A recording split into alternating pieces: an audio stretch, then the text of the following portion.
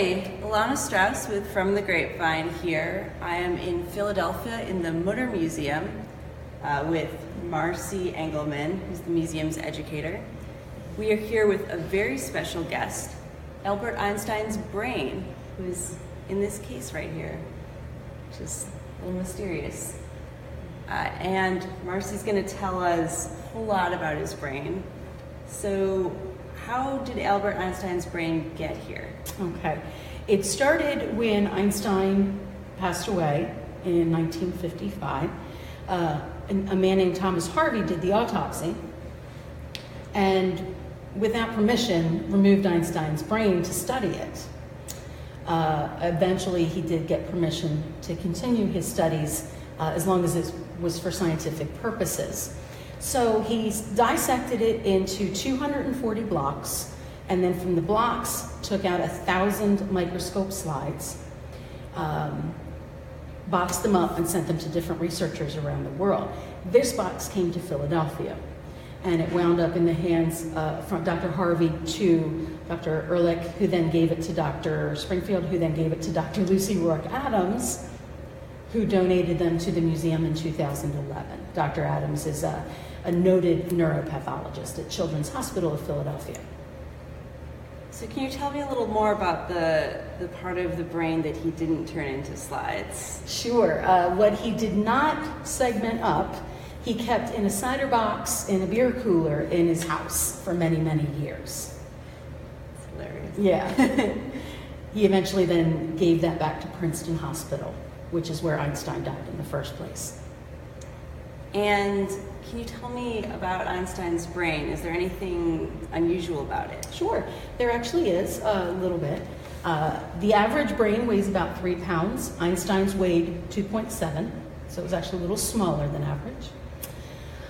Also, one segment of his brain right about here, called the inferior parietal region, was about 15% larger than average. Einstein lacked what's called a Sylvian fissure, which is a dividing line right about here between some lobes of his brain, and some hypothesized that that would allow parts of his brain to communicate more effectively with each other. And finally, Einstein's brain did not show any of the typical signs of aging in the brain. What does that look like, a brain that does not show signs of aging? It is lacking a substance called lipofuscin, which is normally present in the brain of a much older person. So they could see that under the microscope. And the part of his brain that was bigger than a regular brain, what would that be responsible for? This part right here, the inferior parietal, some people attribute it to things like math and language and spatial reasoning. So was Einstein's brain responsible for his genius?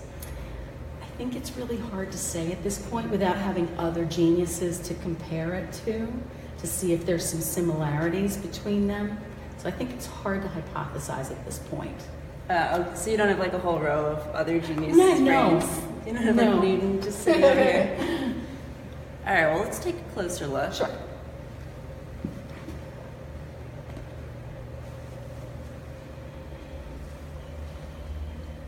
So this right here is just a regular brain. That is correct, but what the arrow is pointing at is the inferior parietal, which was larger on Einstein's brain, just to give people a kind of a place to note. And then we have here the actual slides. Correct. There's 23 pairs of slides, 46 total, that are from different parts of Einstein's brain. And the reason they're paired is because they were preserved in 2 different methods. Each section of the brain. So you can see they're kind of paired as you go up the box. How close I can get. Not that close. Kind of close. You can get real close to the one that's pulled out right there. Yeah, tell me a bit about this one. This is just one that was pulled out. We alternate them every once in a while. We'll take this slide, put it back in the box, and pull a different slide out, just to minimize the risk of damage to the slide that's been pulled out. And so what is this slide of? This particular slide is from the temporal lobe of Einstein's brain, which is kind of directly behind the ears. Oh, and that's crucial for learning and memory. That's correct. And there are some notes here. Can you tell me a bit about those? Yeah, it looks as though we've got a note here directly from Dr. Harvey, who performed the autopsy.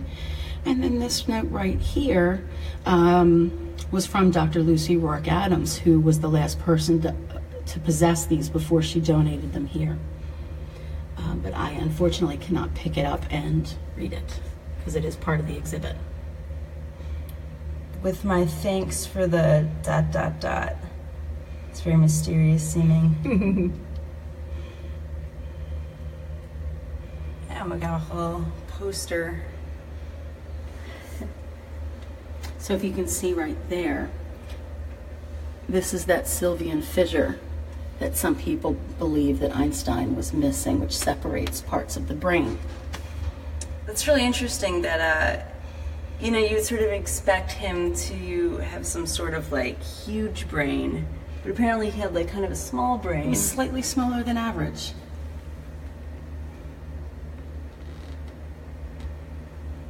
That's very different.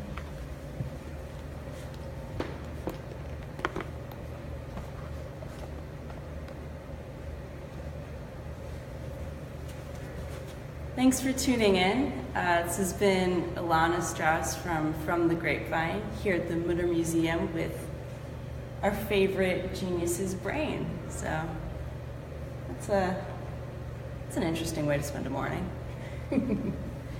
Thanks. Thank you.